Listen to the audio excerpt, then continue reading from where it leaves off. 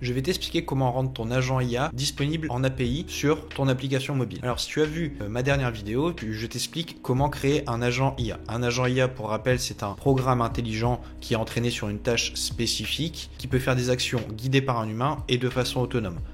L'utilité d'un agent IA, c'est de l'entraîner sur une tâche spécifique et d'avoir des résultats précis et plus efficaces que si tu utilisais de façon classique. Donc là, tu t'es créé ton premier agent et tu te rends compte que tu as créé quelque chose de vraiment puissant et ça te donne une idée d'application mobile. Tu voudrais créer une application qui puisse être utilisée par tes utilisateurs et qui soit branchée directement à cet agent. Si tu veux créer cette application qui puisse utiliser l'agent que tu as créé sur ChatGPT, tu vas devoir le rendre accessible en API. Une API, pour rappel, tu peux voir ça comme un pont entre deux applications qui leur permet d'échanger de la donnée. Ça te permet de créer ton application et d'utiliser les fonctionnalités d'une autre application sans avoir besoin de tout redévelopper. Par exemple, pour cette idée d'utiliser ton agent dans ton application, ça va t'éviter de devoir développer toi-même une intelligence artificielle. Tu te connectes juste à OpenIA et ça te permet d'avoir une intelligence artificielle disponible dans ton application. Donc, pour développer cet agent accessible en API, ça va être un petit peu différent mais quand même très similaire. Tu ne vas pas aller dans ChatGPT mais sur openia.com, sur la partie API,